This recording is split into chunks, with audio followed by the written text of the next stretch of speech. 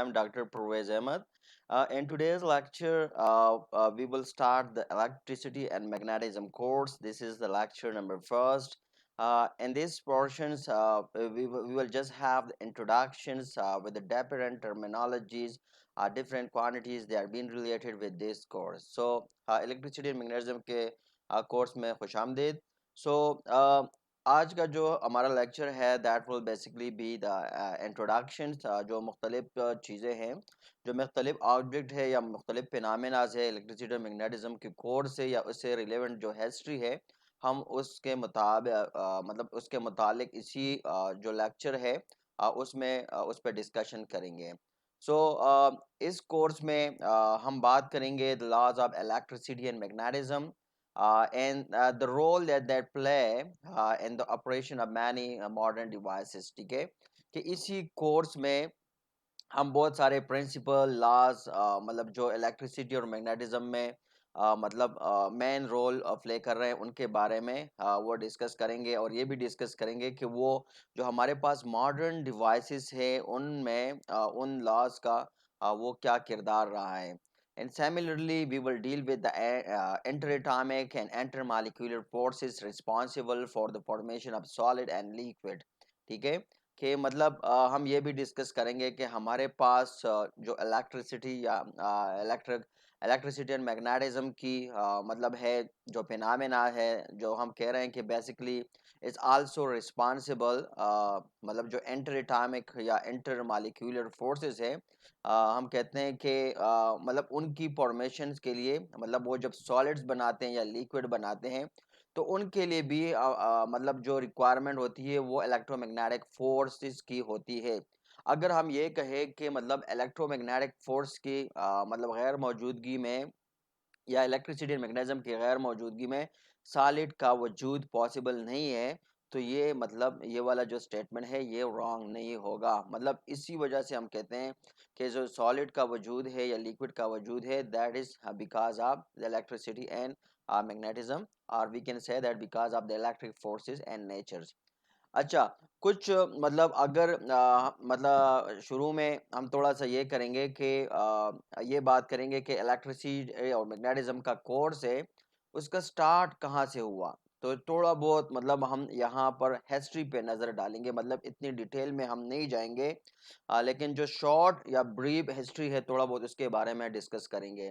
तो स्टार्ट लेंगे चाइनीज से. Okay, we have the document. They suggest that magnetism was observed as early as 2000 BC. ठीक है कि चाइनीज ने तकरीबन 2000 साल कबल मसीह से मतलब मैग्नेटिज्म को मतलब उसको ऑब्जर्व किया था, उस पर काम किया था. And that's been found from the documented proof. मतलब इस तरह के डॉक्यूमेंट्स मिले हैं जिससे पता चला है कि ये लोग मतलब 2000 साल कबल मसीह से मतलब मैग्नेटिज्म पे काम कर रहे थे. Similarly, then we come to the Greeks. So Greeks, they basically work on electric and magnetic phenomena as early as 700 BC. कि ग्रीक के बारे में जब हम पढ़ते हैं तो हमें ये मालूम होता है कि ये लोग भी इलेक्ट्रिक और मैग्नेटिक फिनोमेना पे मतलब इतने पहले से काम कर रहे थे जिस तरह के 700 कबले मसीह. और they basically done the experiment with amber and magnetite. ठीक है कि इन्होंने ज़्यादातर जो एक्सपेरिमेंट किए थे वो अंबर और आयरन ऑक्साइड के साथ किए थे. सो 1600 में William Gilbert showed electrification effect were not confined to just amber. ठीक है. सो जो मेजर डेवलपमेंट हुई थी वो 1600 में हुई थी, और उसी दौरान जो विलियम गैल्बर्ट थे उसने मतलब मतलब एक इलेक्ट्रिफिकेशन इफेक्ट से ये साबित करने की कोशिश की, बल्कि साबित कर दिया कि मतलब जो इलेक्ट्रिफिकेशन का फिनोमेना है वो सिर्फ अंबर तक महदूद नहीं है. मतलब पहले से जो कंसेप्ट आ रहा था कि that's been only restricted to amber, लेकिन ये वाला जो मतलब था कंसेप्ट था दैट इज बीन मतलब उसको जो विलियम गैम्बर्ट थे उसने क्या किया था, उसने इसको गलत साबित किया कि no it's not only confined to the amber. And he showed that the electrification effect were a general phenomena. ठीक है. विलियम गैल्बर्ट ने मतलब ये क्लैरिफिकेशन दी कि मतलब ये जो फिनोमेना है इलेक्ट्रिफिकेशन का कि ये हमारे पास एक जर्नल फिनोमेना है. Then we have another major development in 1785 when Charles Coulomb he confirmed N-word square law for the electric forces. ठीक है कि जो मेजर डेवलपमेंट हमारे पास हुई इलेक्ट्रिसिटी एंड मैग्नेटिज्म में वो आई है चार्ल्स कूलम की तरफ से जब उसने एनवर्ड स्क्वायर लॉ प्रेजेंट की कि मतलब इलेक्ट्रिक फोर्स जो चार्जेस है उनके माबेन वो जो इलेक्ट्रिक बिहेवियर है वह जो इलेक्ट्रिक फोर्स है वो कैसे एक दूसरे के साथ वो बिहेव करेंगे. So these were some of the major development. Then in 1819, Henry Oersted found a compass needle deflected when near a wire carrying an electric current. ठीक है तो हैंस ओरेस्टेड ने कि ये डेवलपमेंट थी कि उसने कहा था कि अगर आपके पास एक कंपास नीडल है और उसको आप एक करंट कैरिंग कंडक्टर के साथ रखोगे सो here you will find a deflection in compass needle. Then we have Michael Faraday in 1831 and Joseph Henry जिन्होंने मतलब ये साबित करने की कोशिश की है कि when you have a wire in that wire is move near a magnet. ठीक है कि अगर आपके पास एक वायर है और उसमें करंट कैरी कर रहा है और सॉरी आपके पास एक वायर है और उस वायर को आप एक मैग्नेट के करीब मूव कर रहा हो so an electric current is produce in the wire. मतलब माइकल फिराडे या जोसेफ हेनरी ने ये साबित करने की कोशिश की है कि अगर आपके पास एक वायर है और उस वायर को आप एक मैग्नेट के करीब मूव कर रहे हो तो उस वायर के अंदर इलेक्ट्रिक करंट वो प्रोड्यूस होगी. मतलब इसके बाद फिर फिराडे ने अपने लॉज दी जोसेफ हेनरी ने कुल कैलकुलेशन की वो बाद में इस कोर्स के अंदर हम डिटेल के साथ पढ़ेंगे. Then in 1873 we have the major development and without which we can say that if we remove that from the electricity and magnetism course so the electricity and magnetism course will collapse. And those major development comes basically from the Maxwell, James Clerk Maxwell's. James Clerk Maxwell's use observations and other experimental fact as a basis for the formulating the laws of electromagnetism. तो मतलब इसने जो observations और जो experimental fact थे उसके base पे उसने क्या किए कि लॉज डेवलप किए इलेक्ट्रोमैग्नेटिज्म के लिए लॉज डेवलप किए.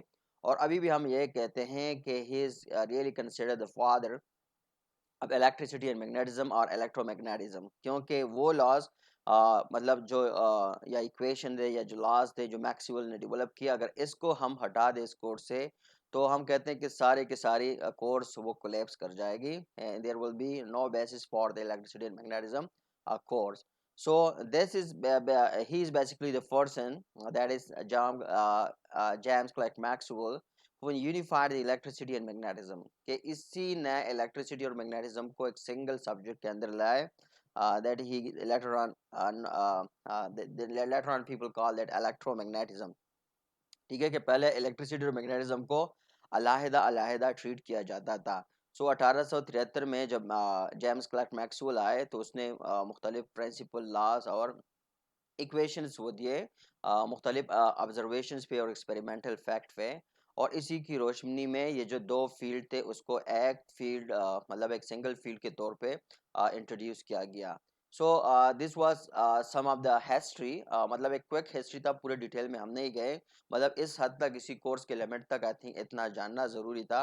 सो if you are more interested so there are lot of books you can google each and every person so you will find a lot more about these people, these personality and their contributions toward electricity and magnetism course. ठीक है अगर आप मज़ीद interested है so you can google the name of the person and their contributions so you will find the detailed informations. तो यहाँ पर course का तक हमारे पास इतना काफ़ी है. सो हम स्टार्ट करते हैं कोर्स को इलेक्ट्रिसिटी और मैग्नेटिज्म के कोर्स को. सो पहले हम थोड़े से कंसेप्ट डेवलप करेंगे. तो पहला कंसेप्ट है हमारे पास इलेक्ट्रिसिटी एंड मैग्नेटिज्म में that is for the forces. ठीक है so the concept of force link the study of electromagnetism to the previous study क्योंकि ये जो मतलब है जो फोर्स का जो कंसेप्ट है ये इलेक्ट्रोमैग्नेटिज्म को पिछले जो कोर्स है उससे लिंक करता है. So the electromagnetic force between the charged particle is one of the fundamental forces of nature. ठीक है कि जो इलेक्ट्रोमैग्नेटिज्म में जो हम फोर्स को डील करते हैं, जिसको हम इलेक्ट्रोमैग्नेटिक फोर्स कहते हैं, ये बात याद रखें कि हमारे पास चार बुनियादी मतलब फोर्सेस है, और ये उन बुनियादी चार फोर्सेस में से एक फोर्स है, and that is known as electromagnetic force. And be remember कि जिस तरह हम कहते हैं कि हर फोर्स के लिए एक मतलब होती है, एक सोर्स की ज़रूरत होती है, और वो सोर्स फिर क्या करती है, एक फील्ड जनरेट करती है। तो इसी से मतलब पहला हमने कहा था कि इलेक्ट्रिसिटी मैग्नेटिज्म में जो पहला कंसेप्ट हम डील करते हैं दैट इज अ फोर्स।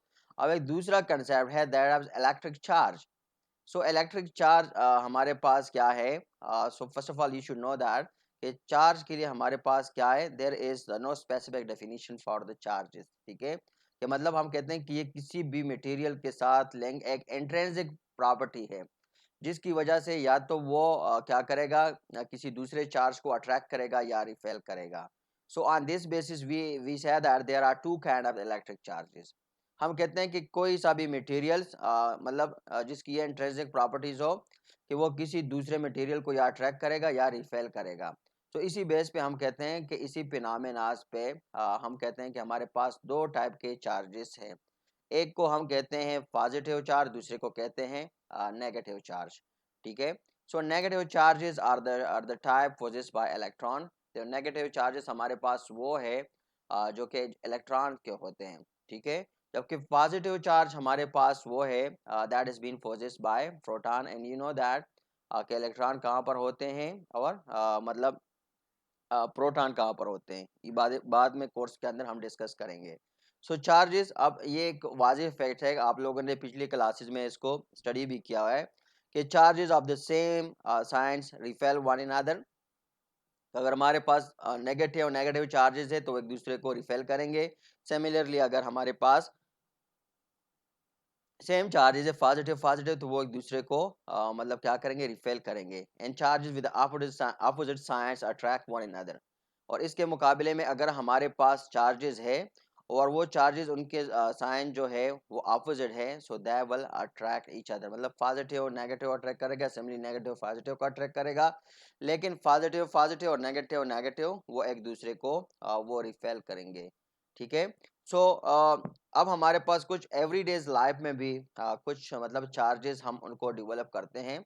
आपने कुछ फिनोमेनास को देखा होगा, या बच्चे नॉर्मली उनको क्या करते हैं, अनइंटेंशनली उनको परफॉर्म कर देते हैं, but they are unable to explain, मतलब वो इनको एक्सप्लेन नहीं कर सकते। मिसाल के तौर पर just like you can see here in this particular figure, कि इस फिगर में यहाँ पर आप देख सकते हैं कि हमारे पास क्या है कि we have negatively charge rubber. ये हमारे पास क्या है, ये हमारे पास नेगेटिवली चार्ज रबर है।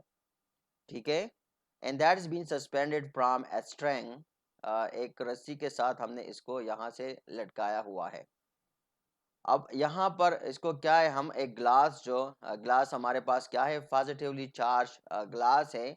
अगर हम पॉजिटिवली चार्ज ग्लास को इन नेगेटिवली चार्ज रबर की जो मतलब है रॉड है उनके करीब लेके आएंगे, सो यू कैन सी हियर कि दोनों पे चार्ज क्या है, दोनों पे चार्ज अपोजिट चार्ज है। So the rubber rod and the glass rod they will both attract each other. ये एक दोनों को क्या करेंगे, एक दोनों को अट्रैक्ट करेंगे। क्यों अट्रैक्ट करेंगे, क्योंकि यहाँ पर हम देख रहे हैं कि दोनों पे जो चार्जेस है वो अपोजिट चार्जेस है, so they will attract each other. अब अगर हम इस तरह करें कि नेगेटिवली चार्ज रबर रॉड को मतलब इधर सस्पेंड करें, कि हम ये करें कि हमारे पास जो रबर है वो क्या है, जो रबर रॉड है वो नेगेटिवली चार्ज है, और जो सेकंड हमारे पास जो दूसरी रॉड है वो क्या है, वो भी रबर रॉड है और वो भी नेगेटिवली चार्ज है। अब अगर आप दोनों को करीब लेके आएंगे, चूंकि दोनों पे चार्ज क्या है, रबर भी नेगेटिवली, मतलब ये जो सस्पेंडेड रॉड है ये भी नेगेटिवली चार्ज है, और इसके करीब जो दूसरा चार्ज हम लेके आ रहे हैं वो भी नेगेटिवली चार्ज है। सो क्या होगा, as a result they will repel each other। तो वो एक दूसरे को रिपेल करेंगे, just like you can see here in this figure. जिस तरह कि आपको ये नजर आ रहा है, सो वो एक दूसरे को क्या करेंगे, वो रिपेल करेंगे। अच्छा, So be remember कि electric charge is always conserved in isolated system. अगर आपके पास एक isolated system है, मतलब जिस पे हम कह रहे हैं कि कोई एक्सटर्नल फोर्स वो रिएक्ट नहीं कर रहा, तो उसी कंडीशन में हमारे पास जो इलेक्ट्रिक चार्ज है वो हमेशा हमेशा उसकी जो क्वांटिटीज होगी या मैग्नीट्यूड होगा, दैट विल रिमेन कंजर्व, वो मतलब कांस्टेंट रहेगा। और इसके हमारे पास एग्जांपल है कि charge is not created and a process of rubbing two object together। ठीक है, कि बाज़ दफ़ा हम कुछ फिनोमेनास करते हैं कि कुछ चीज़ों को रब करते हैं, तो फिर उसमें अट्रैक्शन या रिपल्शन का फैक्टर पैदा हो जाता है, तो कुछ लोग एज्यूम करते हैं कि चार्ज जो है ना वो प्रोड्यूस हो गई। Be remember, charge is not created and process of rubbing. ठीक है, रबिंग टू ऑब्जेक्ट टुगेदर। ठीक है, कि चार्ज रबिंग फिनोमेनास के दौरान वो क्या है, वो प्रोड्यूस नहीं होती। तो फिर क्या होता है हमारे पास, इस दौरान में हम कहते हैं कि हमारे पास एक फिनोमेना अगर होता है, दैट वी कॉल इलेक्ट्रिफिकेशंस। कि हम कहते हैं कि रबिंग के दौरान चार्जिंग प्रोड्यूस नहीं होती। जब हम टू बॉडीज को रब करते हैं तो उस दौरान चार्जेस प्रोड्यूस नहीं होती, बल्कि क्या होता है, एक फिनोमेना होता है जिसको हम कहते हैं electrifications. And that electrification is due to transfer of charge from one object to another object. कि उसमें क्या होता है, जो इलेक्ट्रिफिकेशन का फिनोमेना है उसमें बेसिकली जो चार्जेस है वो एक ऑब्जेक्ट से दूसरे ऑब्जेक्ट पे ट्रांसफर हो जाते हैं। बी रिमेंबर कि हम कहते हैं कि चार्जेस वो प्रोड्यूस नहीं होते। चार्जेस जो दो ऑब्जेक्ट है उनको जब हम रब करते हैं तो उस रबिंग के दौरान चार्जेस प्रोड्यूस नहीं होते, बल्कि चार्जेस इलेक्ट्रिफिकेशन की वजह से क्या होती है, एक ऑब्जेक्ट से दूसरे ऑब्जेक्ट को मतलब ट्रांसफर हो जाते हैं। ठीक है, मिसाल के तौर पर कंजर्वेशन ऑफ इलेक्ट्रिक चार्ज के लिए हम यहाँ पर एक एग्जांपल ले रहे हैं कि हमारे पास क्या है, we have a glass rod and we rub that with a silk cloth. ठीक है, अब यहाँ पर देखें कि जिस तरह आप लोग दिख रहा है कि ये हमारे पास क्या है, एक सेल्फ रॉड है। ठीक है, सॉरी, एक ग्लास रॉड है और इसको हम कहते हैं एक सेल्फ क्लॉथ के साथ उसको रब कर रहे हैं।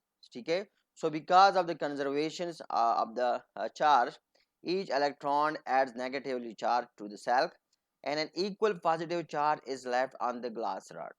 ठीक है, कि कंजर्वेशन ऑफ चार्जेस की वजह से आप देखते हैं कि मतलब जो इलेक्ट्रॉन्स है, each electron add negatively charge to the cell.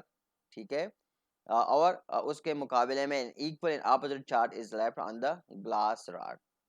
So what actually happen, इस दौरान होता क्या है, electron are transfer from the glass to the cell. ठीक है, कि जब हम ग्लास रॉड को रब करते हैं सेल की क्लॉथ्स के साथ, तो बेसिकली होता क्या है, जो इलेक्ट्रॉन्स है ग्लास रॉड पे वो ट्रांसफर हो जाती है सेल को। ठीक है, so each electrons add a negative charge to the cell. ठीक है, तो मतलब जो भी इलेक्ट्रॉन ट्रांसफर होता है वो सेल को एक नेगेटिवली चार्ज वो उसको प्रोवाइड करता है, और इसके मुकाबले में मतलब इस पे बजाते खुद एक इक्वल और पॉजिटिव चार्ज वो बाकी रह जाता है। मतलब जो रबिंग होती है सेल क्लॉथ और ग्लास रॉड के, तो ग्लास रॉड सेल क्लॉथ को एक negatively charge in form of electron transfer करता है, और खुद उस पे एक इक्वल और पॉजिटिवली चार्ज मतलब पॉजिटिव चार्ज उस पे बाकी वो बच जाता है। ठीक है, तो ये हमारे पास बेसिकली फिनोमेना है इलेक्ट्रिफिकेशंस का।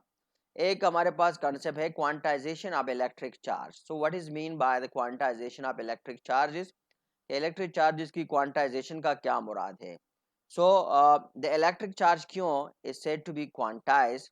इलेक्ट्रिक चार्ज को, अगर हमारे पास इलेक्ट्रिक चार्ज है और हम कहते हैं कि उस इलेक्ट्रिक चार्ज को हम क्यों से, स्मॉल इंग्लिश अल्फाबेट क्यों से डिनोट करते हैं, और हम कहते हैं कि दिस इलेक्ट्रिक चार्ज क्यों is said to be quantized, अगर हम कहते हैं कि ये जो चार्ज है ये क्वांटाइज होगा, तो उसके लिए कुछ कंडीशंस होगी, और वो कंडीशन कुछ यूँ होगी कि क्यों मतलब क्या है, क्यों is the standard symbol use for the charge is a variable. ठीक है, मतलब क्यों के तो हम एज सिंबल के तौर पे यूज कर रहे हैं चार्ज के लिए। So electric charge exist as a discrete packet. ठीक है, इलेक्ट्रिक चार्ज जो है एज अ डिस्क्रीट पैकेट के तौर पे वो क्या करता है, वो एग्जिस्ट करता है, और उसको हम नोट करते हैं Q is equal to plus minus N E.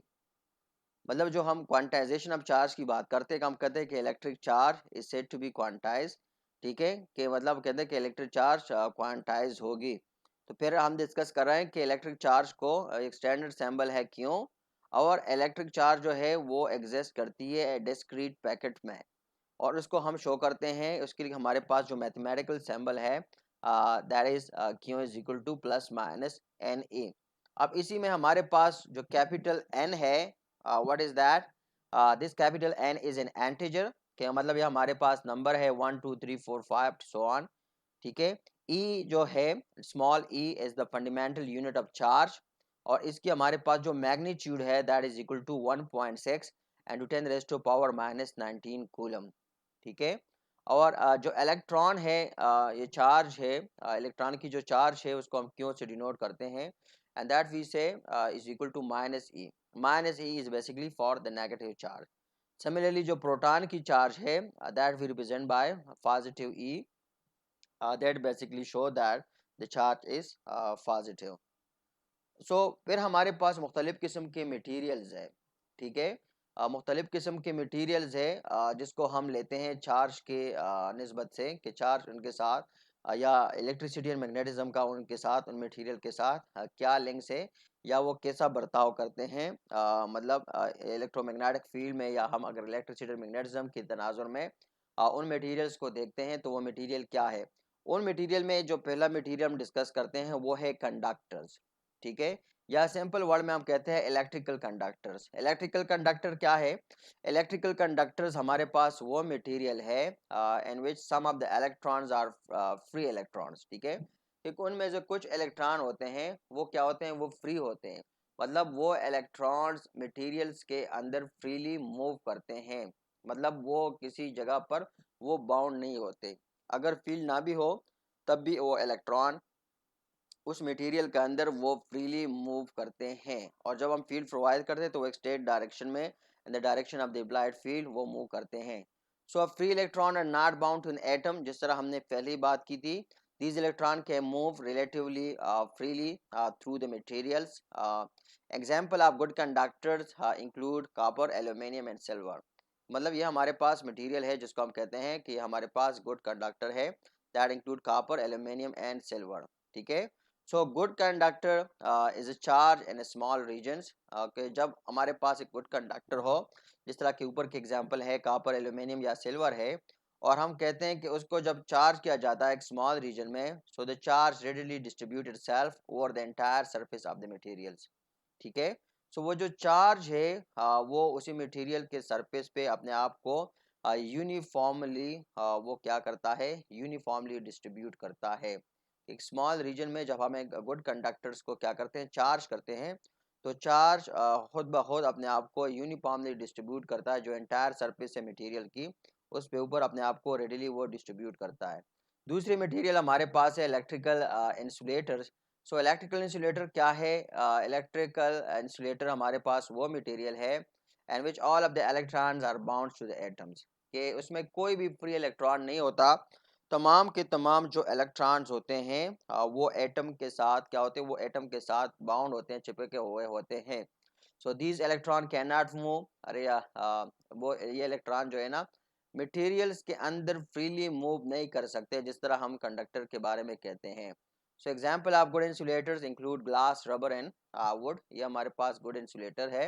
So when good insulator is charge in small regions, small region में गुड इंसुलेटर को हम चार्ज करते हैं, सो जो चार्ज है जो होता है it's been unable to move to other regions of the material. तो वो मटेरियल के अंदर एक दूसरे से एक जगह से दूसरी जगह तक वो मूव नहीं कर सकता। ठीक है, तो ये हमारे पास सलाहियत है उसकी इंसुलेटर की। एक और मटेरियल है, मटेरियल की जो टाइप है दैट वी कॉल सेमीकंडक्टर्स। अब सेमीकंडक्टर क्या है? So just like the name show के जो इलेक्ट्रिकल प्रॉपर्टीज है इस काइंड ऑफ मटेरियल की, वो क्या है? They are basically somewhere between those of insulator and conductor. इस किस्म की मटेरियल की जो प्रॉपर्टीज होती है, properties we mean the electrical properties, तो इसके ये हमारे पास वो मटेरियल होते हैं जिसकी जो इलेक्ट्रिकल प्रॉपर्टीज है वो कंडक्टर्स और इंसुलेटर के बीच होते हैं। मतलब यहाँ पर बी रिमेंबर हम बात कर रहे हैं इलेक्ट्रिकल प्रॉपर्टीज की, बाकी प्रॉपर्टीज की हम बात नहीं कर रहे। सो जब इलेक्ट्रिकल प्रॉपर्टीज के तनाजुर में हम देखते हैं सेमीकंडक्टर्स को, तो हम कहते हैं कि ये हमारे पास वो मटेरियल है कि जिसकी जो इलेक्ट्रिकल प्रॉपर्टीज है वो लाई करते हैं between the conductor and insulator. और उसकी हमारे पास जो एग्जांपल है वो है सिलिकॉन और जर्मेनियम की। मतलब सिलिकॉन और जर्मेनियम दो हमारे पास दो ऐसे एलिमेंट है जो हम कहते हैं कि हमारे पास सेमीकंडक्टर है। So semiconductor made from these materials are commonly used in making electronic chip। ठीक है। सो सिलिकॉन और जर्मेनियम जो है इससे जो हमारे पास सेमीकंडक्टर जो बनते हैं या बने होते हैं ये ज़्यादातर इलेक्ट्रॉनिक चिप के तौर पे वो इस्तेमाल होते हैं। और जो इलेक्ट्रिक प्रॉपर्टी है सेमीकंडक्टर की इसको हम क्या कर सकते हैं, उसको हम चेंज कर सकते हैं। कैसे चेंज कर सकते हैं? By the addition of the control amount of certain atoms to the material. कि अगर कुछ हम मतलब चाहते हैं कि इसकी इलेक्ट्रिकल प्रॉपर्टीज को इंक्रीज करें तो हम इसमें डोपिंग करते हैं। And that for that we dope some conducting materials. अगर हम कहते हैं कि हमने इनकी इंसुलेटिंग प्रॉपर्टीज को थोड़ा सा इंक्रीज करना है, so for that normally we add और डोप सम इंसुलेटिंग मटेरियल्स। ठीक है। या लार्ज बैंड गैप मटेरियल, या उसी में हम अपने एप्लीकेशंस को देखते हैं कि हमारी एप्लीकेशन क्या है और इसी के निस्बत से हम क्या करते हैं उसकी मतलब जो इंसुलेटिंग प्रॉपर्टीज़ है या कंडक्टिंग प्रॉपर्टी है उसको इंक्रीज या डिक्रीज करते हैं। सो जिस तरह हमने बात की थी चार्जेस के बारे में कि किस तरह हम मटेरियल्स को वो चार्ज वो कर सकते हैं, या हमने बात की थी इलेक्ट्रिफिकेशन की कि इलेक्ट्रिफिकेशन में हम कैसे जो चार्जेस है वो कैसे इसको ट्रांसफ़र कर सकते हैं। या हमने कहा था कि हमारे पास कंडक्टर है, तो कंडक्टर में जब हम एक स्मॉल रीजन में किसी कंडक्टर को चार्ज करते हैं तो वो जो चार्जेस होते हैं वो खुद ब खुद अपने आप को यूनिफॉर्मली डिस्ट्रीब्यूट करते हैं at the surface of that material. ठीक है। सो यहाँ पर फिगर में आप लोग देख सकते हैं कि we have a neutral sphere and that nuclear neutral sphere has equal number of positive और नेगेटिव चार्ज। ठीक है कि हमारे पास एक न्यूट्रल स्पेयर है और उस पे मतलब इक्वल नंबर ऑफ पॉजिटिव और नेगेटिव चार्ज है। Now charging by induction requires no contact between the object. ठीक है। No contact with the object inducing the charge. ठीक है कि मतलब जब हम चार्जिंग बाय इंडक्शन की बात करते हैं तो चार्जिंग बाय इंडक्शन से मुराद ये है कि इस तरीके से हम एक मटेरियल से दूसरे मटेरियल को चार्ज करते हैं कि दोनों के दरमियान कोई कांटेक्ट नहीं होता। मतलब उसके दरमियान एक फिजिकल कांटेक्ट नहीं होता। मतलब एक चार्ज मटेरियल को दूसरे चार्ज मटेरियल के करीब हम लाते हैं तो एक मटेरियल से चार्ज दूसरे पे ट्रांसफ़र होती है, लेकिन दोनों मटेरियल के दरमियान कोई फिजिकल कांटेक्ट नहीं होती। ठीक है। और उसके लिए हम अज्यूम करते हैं कि we start with a neutral metallic sphere. कि जिस तरह हमने कहा था कि जो फिगर में आपको दिख रहा है हम इससे स्टार्ट ले रहे हैं। ये हमारे पास क्या है, न्यूट्रल मेटालिक वो स्पेयर है और the sphere has the same number of positive और नेगेटिव चार्ज। इनिशियली आप देखते हम कहते हैं कि ये न्यूट्रल है। न्यूट्रल से मुराद ये है कि इस पे इक्वल नंबर ऑफ पॉजिटिव और नेगेटिव चार्जेस है। ठीक है। मतलब इसको स्टार्टिंग एग्जांपल के तौर पे हम ले रहे हैं। सो अब यहाँ पर देखें ये हमारे पास मतलब इनिशियल कंडीशन है। So that we denoted by A. अब फिगर ए ये हमारे पास न्यूट्रल है। अब हम चार्जिंग बाय इंडक्शन की बात कर रहे हैं तो ये हमारे पास पहली कंडीशन है कि ये न्यूट्रल है। मतलब है कि जो नेगेटिव और पॉजिटिव चार्जेस है दे आर इक्वली डिस्ट्रीब्यूटेड।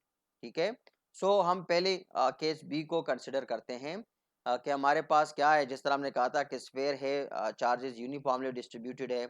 अब हम क्या करते हैं, हम कहते हैं कि ए charge rubber rod is place near the sphere. कि हमारे पास एक नेगेटिवली चार्ज जो रबर है, ठीक है, उसको हम स्फीयर के करीब लेके आते हैं। जब हम इसको स्फीयर के करीब लेके आते हैं so you can see here by yourself के electron redistributed when the charge rod is brought close. ठीक है कि जब हम चार्ज ये जो नेगेटिवली चार्ज रॉड है इसको स्फीयर के करीब हम लेके आते हैं so here you can see that the electron, क्योंकि इलेक्ट्रॉन यहाँ से जो इलेक्ट्रॉन है they are been push back. तो यहाँ पर इलेक्ट्रॉन को पुश बैक किया जाता है और जो मतलब है जो पॉजिटिव चार्ज है दे रिमेन्स ऑन इट्स प्लेस। वो पॉजिटिव चार्ज अपनी जगह पर रह जाते हैं, लेकिन वो जो नेगेटिव चार्ज है they are been push back due to the opposite charge on the rod. ठीक है। So what it mean, it does not touch the sphere. यहाँ पर आप लोग फिगर में देख भी सकते हैं कि वो उसको क्या करता है, ये जो रॉड है वो स्पेयर को टच नहीं करता, बस इसके करीब हमने इसको पकड़ा हुआ है। तो इसी फिनोमेना को हम कहते हैं चार्जिंग बाय इंडक्शन। सो इसी में होता क्या है, the electron and the neutral sphere are redistributed. Electron क्या होता है, इलेक्ट्रॉन रीडिस्ट्रीब्यूट हो जाते हैं, ठीक है, मतलब इलेक्ट्रॉन की रीडिस्ट्रीब्यूशन हो जाती है। फिर आप फिगर सी में देखें, इस फिगर सी में आप यहाँ पर देखें, सो यहाँ पर हमने थोड़ी सी मॉडिफिकेशन की है कि इस जगह पर यहाँ पर आप देखें कि हमने इसको जो स्पेयर है इसको ग्राउंडेड किया हुआ है, ठीक है, स्पेयर को ग्राउंड किया हुआ है। सो अब यहाँ पर होगा क्या, some electron can leave the sphere through the ground wire. Ground wire हमने यहाँ पर लगाया हुआ है, ठीक है, मतलब फिनोमेना बिल्कुल ये वाला है, ये ऊपर वाला है, लेकिन अगर यहाँ पर एक हमें ग्राउंड वायर लगा ले तो इसी स्पेयर से वो इलेक्ट्रॉन वो ग्राउंडेड हो जाएगी, वो ग्राउंड वायर के थ्रू वो स्पेयर से वो निकल जाएगी, ठीक है। सो अब तीसरी जो हमारे पास कंडीशंस है कि उसमें हम कहते हैं कि the ground wire is remove. हम ग्राउंड वायर को रिमूव करते हैं, ठीक है। तो उसमें कंडीशन में क्या होगा कि जो जो हमारे पास पॉजिटिवली चार्जेस है, आपको पता होगा कि कुछ वायर जो नेगेटिवली चार्ज पार्टिकल्स थे they are been move through the ground wire. तो हमारे पास एक्सिस पॉजिटिव चार्ज वो बाकी रह जाते हैं, मतलब ज़्यादा मकदार में पॉजिटिवली जो चार्ज पार्टिकल्स है वो रह जाते हैं।